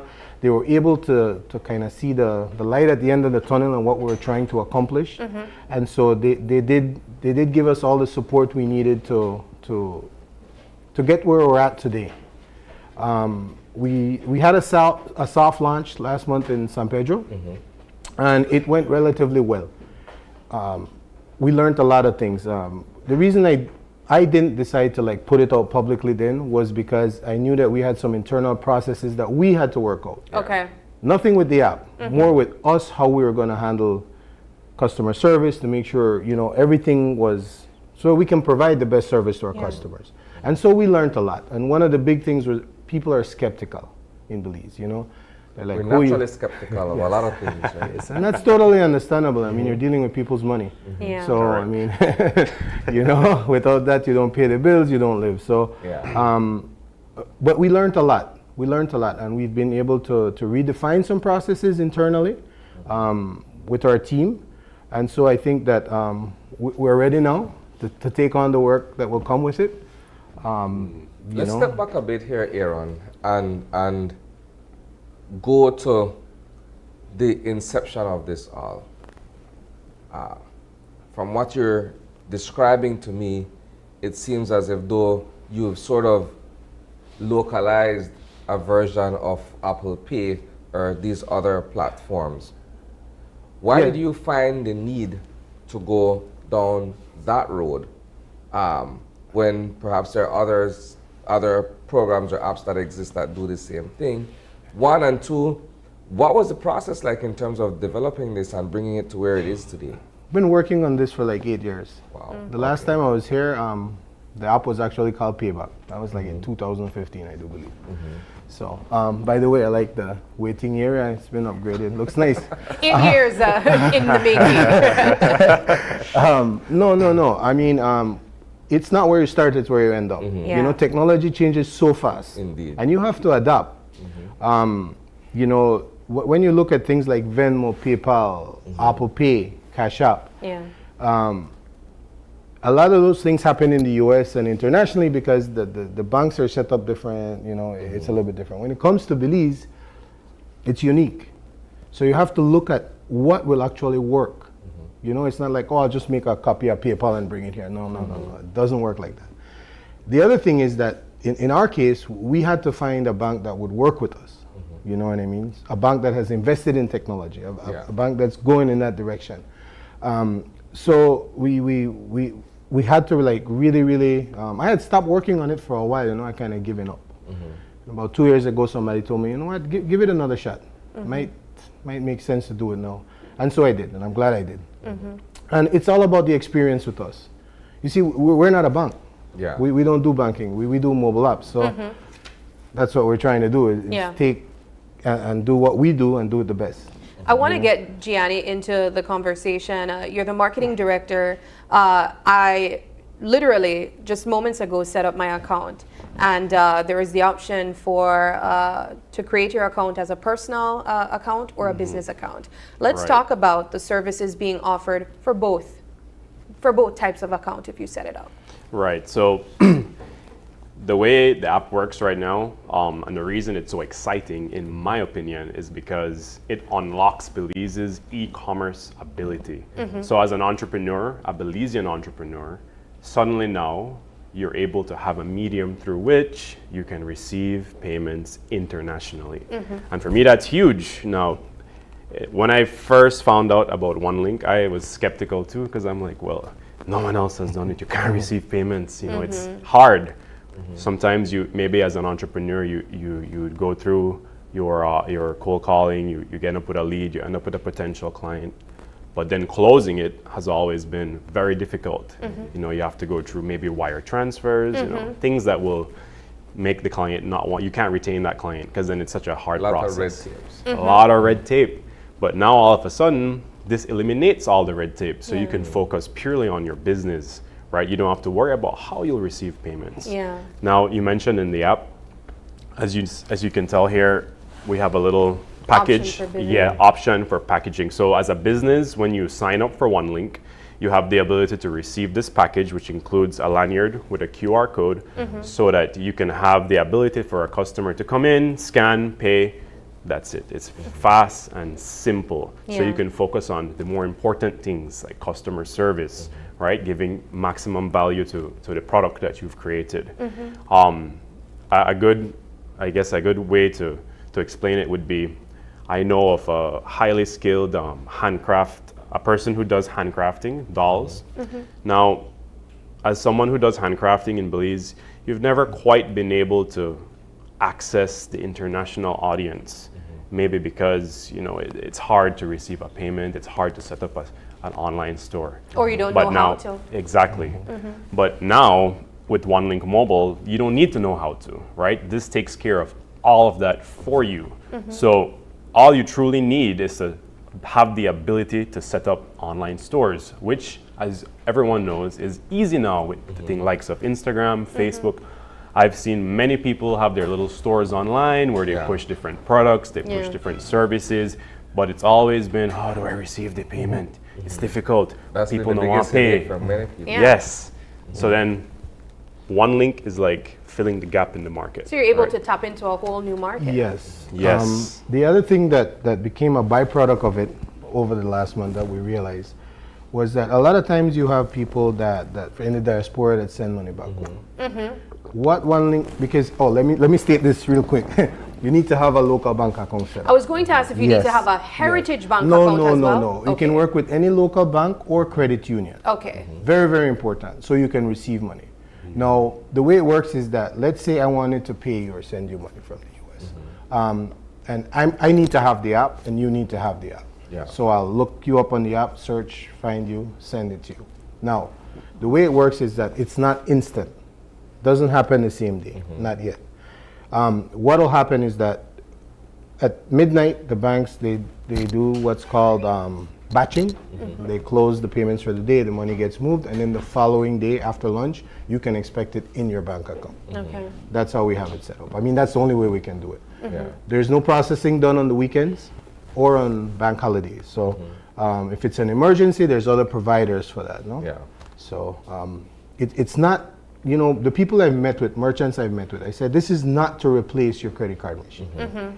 This is just one more option. I mean, when you travel internationally and you see it in Mexico, I mean, you go to certain checkouts and there's like a myriad of things you can use to pay. And that's what it comes down to, because a business should always offer its customers options. Yeah. So you don't lose the sale, Yeah. Take, for example, here in Belize, a lot of people do live on Facebook. And I always see it, because sometimes I'm looking for products myself. And I see that, there's a long list of people wanting to buy it. Yeah. And a lot of times I found out that they say, all right, I'm going to take the product, and they leave it right there with the seller, so the seller loses out. OneLink can kind of help with that now, because every product that they sell has a code. So if you're on the live and the seller is accepting it, he's going to tell you, all right, you got 10 minutes to pay me. Yeah. Because once you get paid, you get a notification to your mobile device. And if you don't pay in 10 minutes, I'm putting it back on to sell. Yeah. Right? Just a simple example of how you can take a tool like this and expedite, like what Gianni said, e-commerce. I mean, that's e-commerce. Yeah. Not only that, we build mobile apps. That's the other thing. Yeah. My company builds mobile apps, and so we're starting on a journey to build an ecosystem of mobile apps around this. Things that people use. Things that people use. I'm more drawn to the idea of the remittances. Yes. Because admittedly, a lot of Belizeans who have family members abroad or what have you are being sent monies every so often and so forth, right? So now, if my aunt in Chicago has the app, and I have the app here, I have a credit union or a bank account, it may not be instantaneous as you've mentioned, but if she indicates to me this afternoon, hey, I'll send you some money, look out for it, then by tomorrow, it's it's easy as that, right? It makes it a lot easier in a sense than having to go the Western Union route or the MoneyGram or these other... And to wait in the line. Wait in line. And then you have to also think about the person in Chicago. I mean, you're talking about a bigger city. Anything you do out there, it's a line. So the convenience for them, maybe here, it's still bad here, but it's not as bad as in the West. You go to New York, I mean, it's horrible. I mean, lines are always long. That's why I don't like visiting New York. Is there a cost associated with the transfer? Yes. So what we did was we broke down the fees in let's look at the remittance, like what you said. When that happens, the person sending money pays all the fees. What we did was because remember I said initially we want the tourists to use it, right? This is designed for them as well. And so there is a convenience fee when you use the app, so it can be monetized. Yeah. So they pay, it's between $5 is the minimum amount you can transact. So between $5 and $50, it costs the user 25 cents in sending, or paying, sorry. Between 51 to 100, it costs the user 50 cents, Belize, and this is all Belize. Between 101 to 200, it costs the user $1. And then anything between $200 to $6,000, which is the limit we put on the transaction, it costs the user $2. Okay. So it's not bad. That's not bad at all. Yeah. And that's Belize. For the sender. Now, when you look at the person receiving the payment, there is a 3.5% transaction fee. Okay. Of the transaction amount. There is also a 40-cent settlement fee. And that's what the card companies charge. That's the rate. Hopefully, if we get a lot of transactions, I could try and negotiate that to make that a little bit lower. And then there's also a $1.50 fee if you don't bank at Heritage, because now we have to take the money from a Heritage account. Yeah. When you do an online transfer, there's like a $2.50 or $3. And I know the fee gone up and got down the other day, right? So anyways, there's a fee for that. But when you measure it with small transactions between, let's say, 100 Belize to 500 Belize, It's very, very competitive. That's all I'll say. I mean, take a look, work the mat, and it's very, very competitive. Yeah. You know, we're also starting to look at different chains, like bigger chains in the country, that we can work with, so that, you know, they can accept OneLink as a payment. And then again, you know, I keep telling people, it's not to replace anything. It's just one more option. It's another option. Another option, you know, and you need to give your customers options, and then they'll find what works best. And then what that does for companies like myself and other people that are doing digital payments, it makes us more innovative. Yeah. Right? When you're innovative, forces you to push the correct. And then competition is a good thing, Yeah. because then the consumer benefits. It gets rid of complacency. You know, anytime there's no competition, the consumer suffers. Yeah. And then it keeps me on my toes and my team on our toes. Yeah. Right? And I like that. And I think that's how it should be. Yeah. You know, no one person should have a monopoly over anything. Never good, never a good thing. So, you know, that's kind of where we're at. And you know, we hope people can give it a chance. And so now that you've done your soft launch in San Pedro, you've had some takeaways from that experience. Correct. What does the public expect now in terms of a formal introduction of this particular? That's what we're kind of here. This is your formal introduction? We're doing it a little bit different. We're doing it a little bit different, you know, and there's a reason for that. It's built for the consumer. So we're here to let the consumer know it's available. Yeah. Right. You know, that's how I've always thought about things. Gianni can tell you, I'm very particular about that. Never about us, always about the consumer, about the end user. You know? So the soft launch took place a month ago. A month ago, yes. Let's talk about some of the reception that you've had so far since it has been launched. Right. So in the customer service side, people are excited to use it. You know, they want to know more. That's always the we have like 68% of the people who are sending messages want to know more. Tell me about it. How does it work? Because as you mentioned, there's always this skepticism, but but why isn't anyone else doing this? You know, received from the States, that's crazy, right? Yeah. But that's the initial feedback we're getting, and we're happy to say that yes, it's real. You can try it right now yourself. It's free to download, and that's the beauty, right? There's no extra tape you have to go through. You can get the app. Subscription fee. There's no subscription fee. It's completely free, and I would encourage any entrepreneur, tour operator, merchant of any kind. The app, all you really need is a smartphone and a bank account to get started. Belizean bank account, right? The local bank account. Do you have more businesses or personal accounts so far? We have 60 businesses, and these are businesses that signed up themselves. Okay. We got like, you know, we have our business relationship manager, and she was out in San Pedro for 2 weeks. For a whole week it rained. This was like right before Christmas. So that turned into a little nightmare. I told her, don't give up, you know. We're starting. I mean, you know, we'll see how it goes. But what happened was that somebody from down in Hopkins used the app and went out and put a post about it. And it took off a life of its own, and you know, the downloads just started. That's a new marketing ploy. Correct. And so you talked about it online. Testimonials. You talked about the introduction, and I told Gianni we're going to do it different. We're going to keep it to social media, strictly social media. So all our content's out there. You know, I just believe that the user for something like this is on social media every single day. You know what I mean? So. And those are the type of people that will more than likely use the app, as you mentioned. People that are technologically inclined, that want that accessibility and easy transfer. They want things to be easier for them. For persons that have any questions, that are interested in getting more information about it, maybe for their business, can they reach out to you in any way? Yes, we have our website, which is onelink.bz. You can also call 677-1633. That's our customer support number. We have the Facebook page. Facebook's always active. Always there, you know. 24/7 customer service. And the process starts with the merchant. Okay. You want to be a part of this, download the app and sign your business up. After that, we onboard you. You know, need to make it clear though, there's still diligence we have to do. So we do like a phone interview with the business, you know, and we have to learn about our customer too. So that we can give them different scenarios of how they can use the app. You know, it's all about that in a way too. We have to educate people.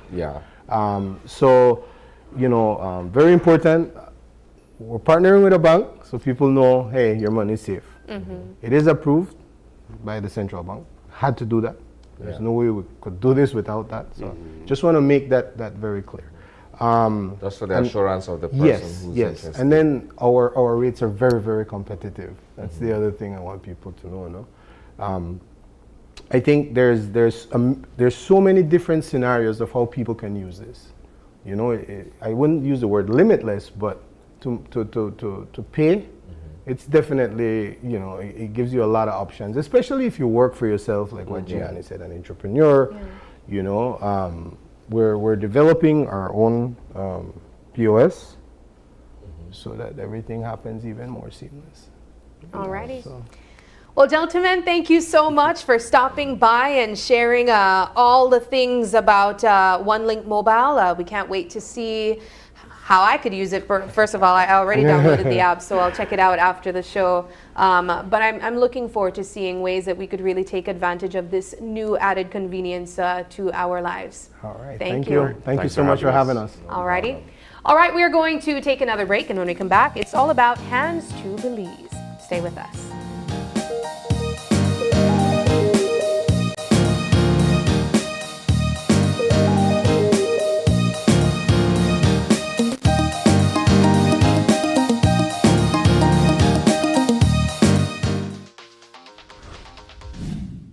I'm connected.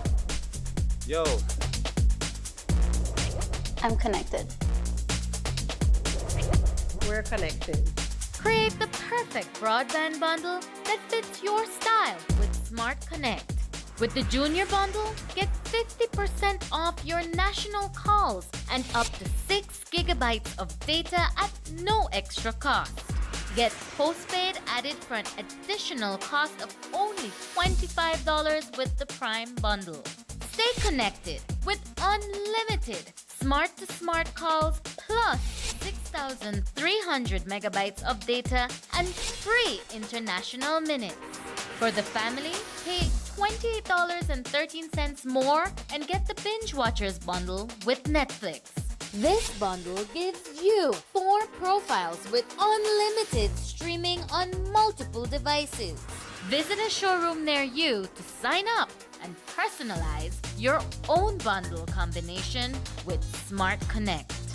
Smart, bringing people together.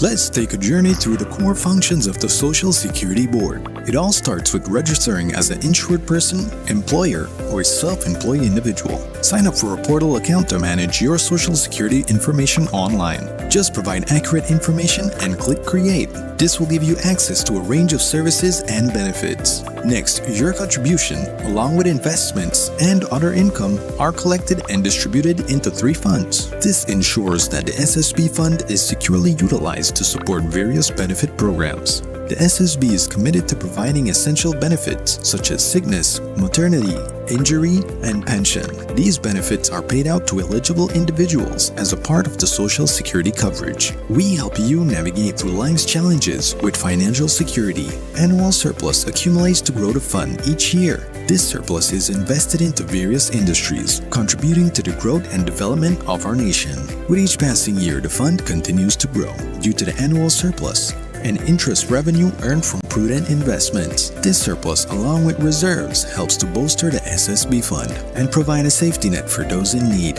We've arrived at the end of our journey to better understanding how the SSB works. We remain committed to serving you and building a secure future for all Belizeans. Life just got a lot less complicated with Belize Bank Contactless MasterCard Debit Card. Introducing our Standard Debit and MasterCard Platinum Debit Cards. Now you can make purchases anywhere MasterCard is accepted with one tap, pay and go. Your contactless card never has to leave your hands, especially in these times. And your card is embedded with multiple layers of security. Platinum card holders get to enjoy extra benefits like price protection, purchase protection, trip inconvenience, and luggage protection, just to name a few. Start enjoying a cashless lifestyle today with the Belize Bank. Isani Cayetano, Marian Ali, Paul Lopez. Your News 5 Belize teams do whatever it takes go wherever they need to go, so you can catch the story wherever you are, whenever you want, on whatever device. Channel 5 Belize on television, Facebook, Instagram, and YouTube. Because news is now everywhere, all the time. And so are we. Whether you're at home, on the road, at work, or at school, if you see news happening or suspect that something might be up, call or text the Channel 5 News Belize tip line at 672-5555. You don't have to give us your name, just give us the tip. That's 672-5555. Call or text us so we can check it out. When someone you love becomes a memory, the memory becomes a treasure. Channel 5 introduces the Daily Obituaries.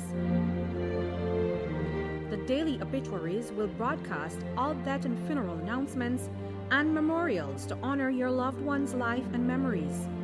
The Daily Obituaries airs on Channel 5 prior to the evening newscast, with subsequent repeats at 10 p.m. and 12 noon the following day.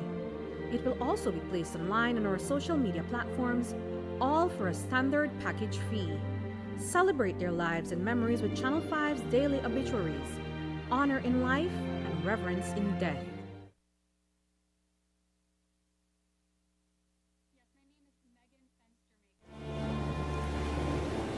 Belize's location is responsible for the amazing biodiversity that we find here, including quite a few endemic species that are found nowhere else in the world. In fact, 60% of our country still remains forested. It's part of our history, it's part of our heritage, it's part of our culture. Business has to be a long-term thing, and it has to feed into the environment. Do we truly believe that without a strong country, you can never have a strong company? This is going to be a good night for croc catchers.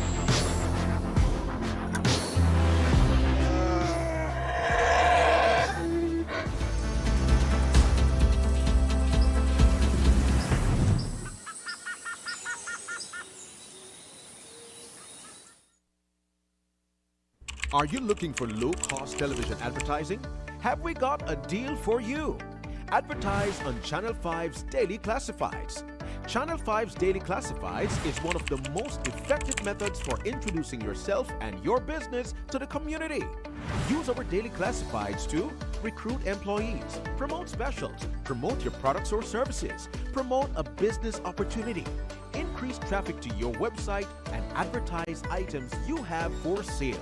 Let us help you to save valuable time and money. Call us today at 280-0013 or visit us at our offices on Coney Drive to discuss how we can help your business grow affordably. Channel 5 Daily Classifieds. Advertise today.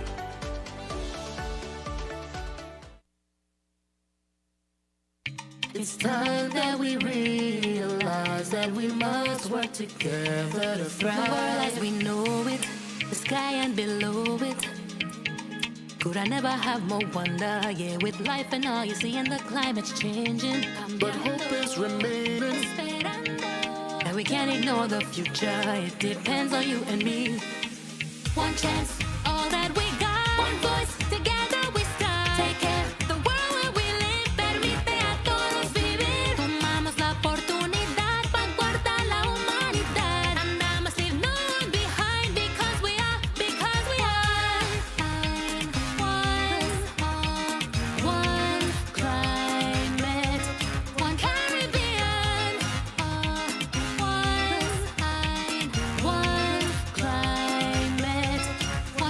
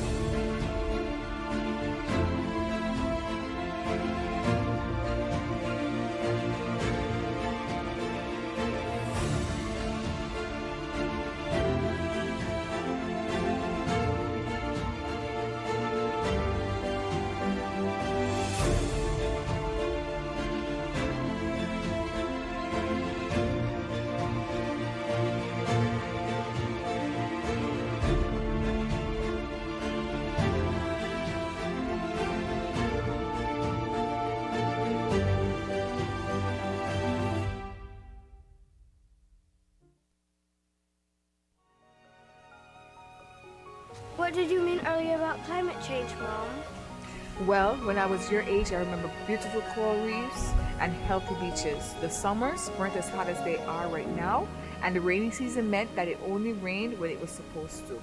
And then what happened? The weather just started to change, and storms got worse. Coral reefs started to die because the ocean was getting too warm, and crops started to die because there was not much rain. You know, we realized as adults that we were doing something that was causing this. What were you all doing? The same thing we're doing now. Not using clean, renewable energy, chopping down too many trees, and even polluting the air with gases, such as the gases emitted from our cars when we drive around. We need to help before it's too late, Mom. We can't let it get worse. What can I do? We can raise our voices. With 35 million dreams, aspirations, and futures at risk in CARIFORUM, we need your voice in our story against climate change. Acknowledge, commit, act.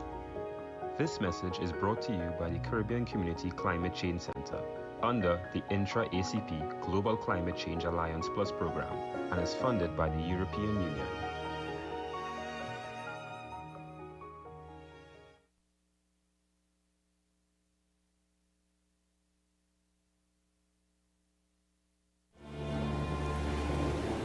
Belize's location is responsible for the amazing biodiversity that we find here, including quite a few endemic species that are found nowhere else in the world. In fact, 60% of our country still remains forested. It's part of our history, it's part of our heritage, it's part of our culture. Business has to be a long-term thing, and it has to feed into the environment. Do we truly believe that without a strong country, you can never have a strong company?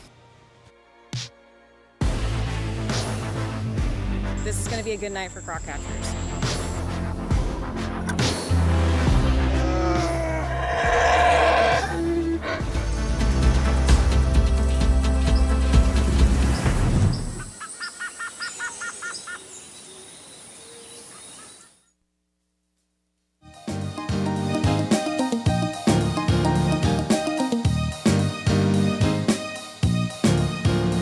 Welcome back. We are having our third and final conversation for this morning, and it's all about Hands to Belize. We will be joined via Zoom by some representatives to talk about Hands to Belize, their schedule and locations. We have here with us on Zoom Brady Filder, Dr. Gregory Chone, Regina Rossi, Adina Rosenthal, Jim O'Donoghue, Megan Fenster-Maker, and Dr. Robin Zappin. Good morning, guys. Welcome and thank you for joining us. Good morning. All righty. All right, well, let's get straight into it. For the benefit of persons who don't know about the work that Hands to Belize do, let's talk a bit about Hands to Belize. Well, Hands to Belize is an initiative that we started here at Alvernia University. Dr. Robin Zappin started this back in 2008 when she started developing relationships with various health agencies in Belize. And it's developed and grown over the past 5-6 years. And we've taken it, groups of students into Belize 3 times. And over those years, we've been able to develop a great partnership with our friends at Misericordia University who provide speech therapy. So in addition to speech therapy provided by our friends there, we also have physical therapy and occupational therapy provided by faculty and students from Alvernia University.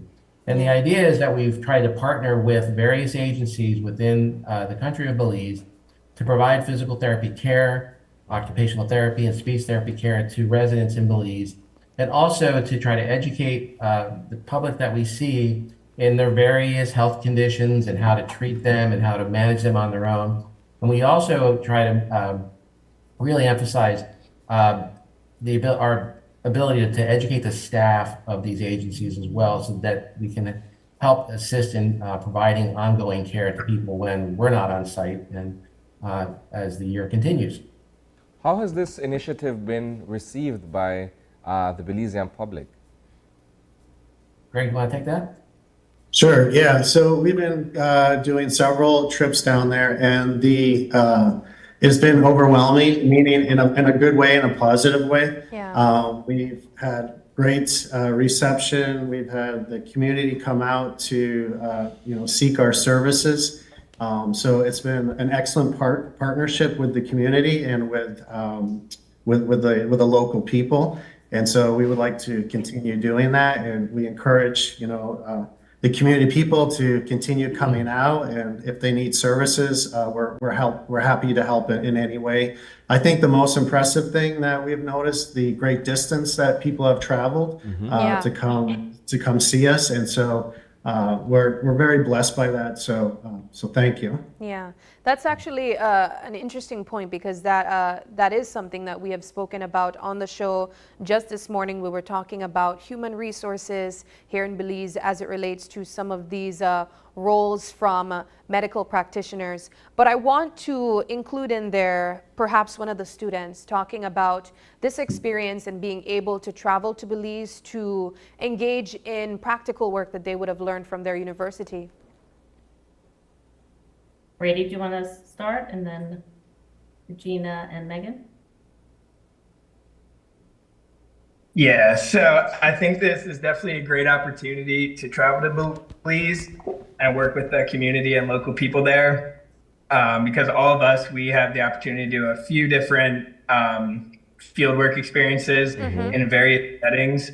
But I don't think, and I've never been there, this is my first time, but I don't think anything will compare to the type of experience that we'll get there. And I think it'll do nothing but help us prepare for our future careers as physical therapists and all the things that we'll do in the future. Yeah, I very much agree what Brady said as well. I'm super, super excited to be here and just to be able to meet the people there as well, and just learn from the professionals that are already there, as well as the faculty and staff that are coming along with us. I think it'll be a really great learning opportunity to be creative, coming up with solutions, and just collaborating with the people there to really help them be able to do everything that they want to be able to do. Yeah. We have one more student there with us. Yes, I absolutely am excited for this experience. I think it will be a really great opportunity to share our knowledge and hopefully give some strategies that will create a lasting change in the people that we're helping, and also for us as students and faculty to then bring back this experience with us and share that with others. I think it'll be really great for us. Dr. Zappin, let's get you in the conversation and talk about some of the ways or some of the services that you guys have offered since you've been visiting here in Belize. Sure. So we offer physical therapy and occupational therapy and speech therapy for all ages, from birth through children of the age of 16, and for all adults. And I see that you have the flyer posted. We've partnered with, on the flyer, 3 different community organizations, actually 2 different community organizations. So we will be at the Mercy Clinic, which is adults only, as most people will know. We'll be there starting on Monday, January 15th through the 19th. And then we also partner with Help Age Belize. There's a great need to work with the older individuals in Belize. Yes. They don't have access to the services that we can provide. So we will be at Help Age Belize City and Help Age Octavia Way Center. Again, we will be there every day next week, Monday through Friday. And we will work with the children at the Inspiration Center, which is by appointment only. But we are going to offer a free children mobile clinic in collaboration with the Inspiration Center. And that will take place on Wednesday. So anybody can show up at any time from 9:30 to 3:30 with their children, parents, caregiver. And that's at Help Age Octavia Way Center. And we will also have a free mobile clinic in San Pedro Town, which is called Include Me Too on Friday. Wow. So I encourage everybody to come out and see us, and we're happy to provide the care. You guys sound like you'll have your hands full, certainly. full. And you'll also be traveling over the country as well. We can see there. Let's talk about, I mean, this isn't the first time you've been doing something like this here in Belize. What has been some of the experiences that you've observed in terms of the needs that Belizeans had? Adina, you want to? Sure, yeah, I'd love to address that. There's really such a great need for PT, OT, and speech.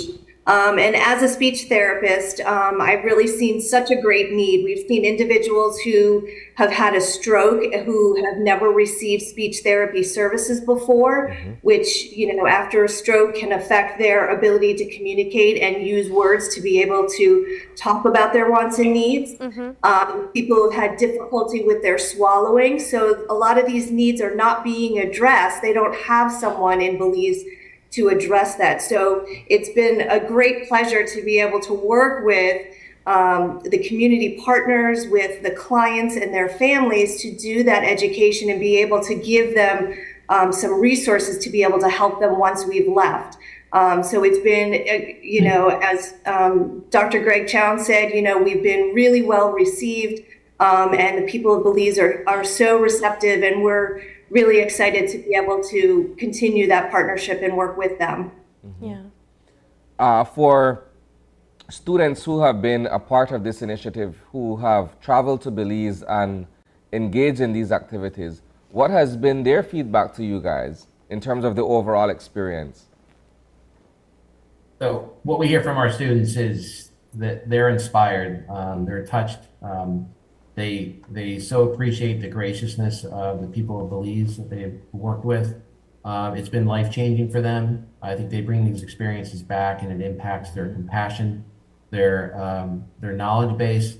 We see a lot of patients. There's a lot of people over the week that were there, and they're really learning to make great and quick decisions in these situations. And it really, you know, like I said, it inspires them. I think it improves their compassion. It also makes them better clinicians as well. Yeah. And so we appreciate the impact that this experience and the Belizean people have had on our students. It's been wonderful. Excellent. In terms of your ability to perhaps broaden your network here in Belize and the services that you're offering, what has that been like in terms of perhaps making new connections with other organizations whose public require these kinds of services? Rex, you want to take that? Sorry. Yes. We've been trying to develop and grow the past several years, and we're very open and receptive to partner with other other organizations. So if there are other organizations out there that would like to partner with us, or have some type of agreement or work together, we're very, very open to that. We would love to also be able to work somehow in the hospital organization. Some of us come from sort of hospital backgrounds, which include myself. So some type of partnership with that would be excellent. But like I said, we're very open, and you can see that we have continued to grow and expand over the years, and we hope to do so. And I think the other part of it is, I think the long-term goal is to make it sustainable. So meaning that we're just not coming in January and that's it, that maybe we have something that occurs throughout the year. So it's not sort of a one-stop deal that happens. Yeah. And that will take some time, but also I think, again, with more partnerships with people, I think that will be a achievable goal in the near future. All righty. Well, I'll ask you guys, do you have any last words as it relates to the schedule and locations? Perhaps we could reel back and mention just those schedules and locations again for persons that would like to take advantage of the services. So we'll be at a number of clinics during the week. So it will be at the Mercy Clinic. I believe we're scheduled Monday to Friday, but I believe it's going to wind up being Tuesday to Friday because of your holiday on Monday. Yes. We'll be at Help Aid Belize and Octavia Waite in San Ignacio on, I think, Monday through Friday. Yes. As well as the Inspiration Center Monday through Friday. as well. Yes. And we have our children's mobile clinic through Help Age and on Wednesday, and then the Include Me Too at San Pedro Town on Friday. Right, that's correct. Yeah. And we do recognize the bank holiday, the national holiday, and we Yes. wish everybody a happy holiday. But we will be available all day on Monday at both of the Help Age locations in Belize City, Octavia Way Center, and at the Inspiration Center. Alrighty, and there is no cost associated with the services that will be provided, correct? No cost. Perfect. Alrighty. Well, guys, thank you so much for joining us. I hope while, of course, sharing your services that you have, you also enjoy your stay here in Belize as well. Thank you. Thank you for having us. Thank you for having us. Alrighty. Okay, we are going to take our final break, and when we come back, we wrap things up. Stay with us.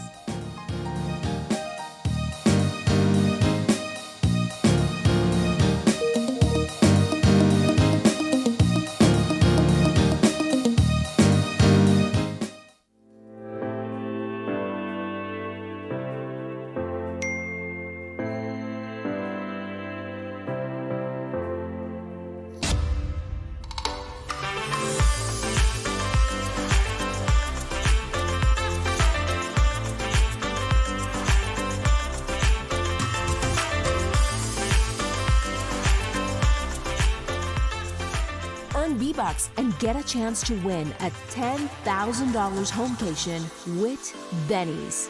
Quality and savings.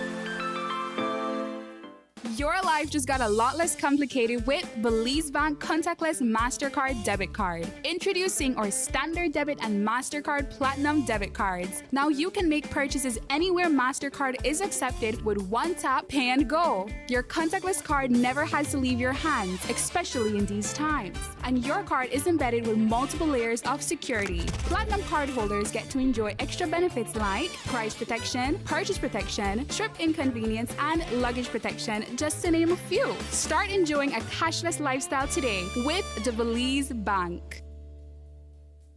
Yes, I give her 50 and ending, now me have to pay. Where you going, bruh? The who they stress you out again, Namule? Boy, I don't want to believe I the fool again. Again? But I mess up this time for real, for real. You really want to know? Yes. I want here. Can't make it a big deal. We Sean, know attack. I know how you going now. Oh, man. You really want to know? Yeah? Take my plan, and I give her. I take my plan and put it in a name. In a name? Wait, so tell me something. You still pay for this plan? Yeah. But hear this. This plan, I can't left this plan. Smart Belize. This plan, I can't left this plan, yeah. This plan, I can't left this plan. Postpaid plan. This plan, I can't left this plan. Smart Belize, get unlimited data.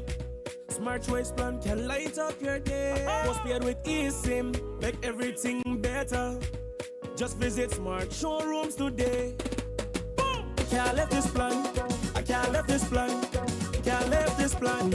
I can't left this plan. Affordable for everyone. I can't left this plan. The postpaid plan, cause the data really strong.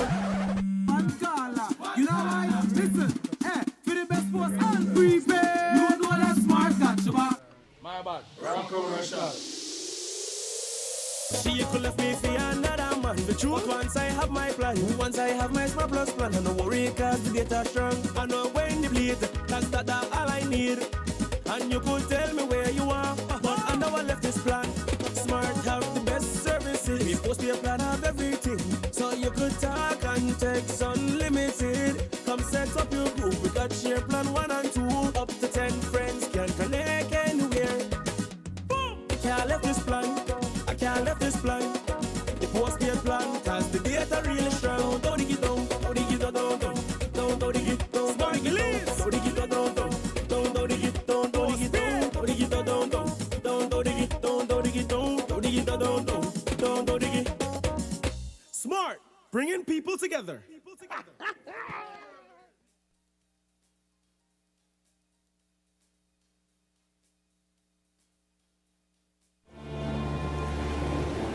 Belize's location is responsible for the amazing biodiversity that we find here, including quite a few endemic species that are found nowhere else in the world. In fact, 60% of our country still remains forested. It's part of our history, it's part of our heritage, it's part of our culture. Business has to be a long-term thing, and it has to feed into the environment. Do we truly believe that without a strong country, you can never have a strong company?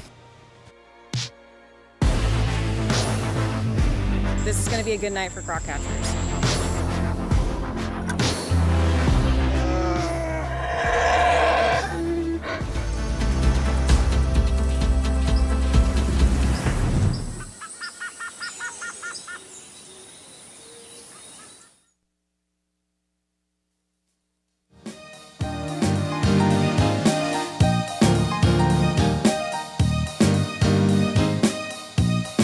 Welcome back, and thanks for sticking with us on this Tuesday morning. We had three great conversations, Isani. Of course, we're starting things off with a representative from UNICEF talking to us about the launch of their newborn action plan, really identifying the areas that this action plan seeks to reduce the mortality rate in babies here in Belize. Of course, in our second conversation, it was all about the One Link Mobile and their continuation of their launch, because they had a soft launch about a month ago.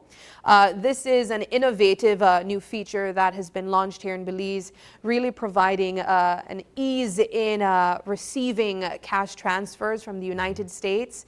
And it's certainly something that I think will be huge as it continues to gain momentum and people learn about it. And lastly, Hands to Belize for persons needing speech therapy, physical therapy. They are currently here in Belize offering their services. Definitely wheel back to get the location and schedule of their areas that they will be in providing their services. Yes. But that's about the end of the show. We want to say thank you guys so much for sticking with us. It is January 9th. If you are celebrating a birthday today, happy birthday to you. And if you'd like to give a birthday shout out or maybe a question, comment, or concern, you can send us an email at oie@channel5belize.com. You can also catch us on Facebook at Open Your Eyes BZ, as well as Instagram at OYEBelize. Thanks so much for joining us, and please join us again tomorrow as you open your eyes. To start your morning right. Until then, keep your eyes, your mind, and your hearts open. Have a great Tuesday.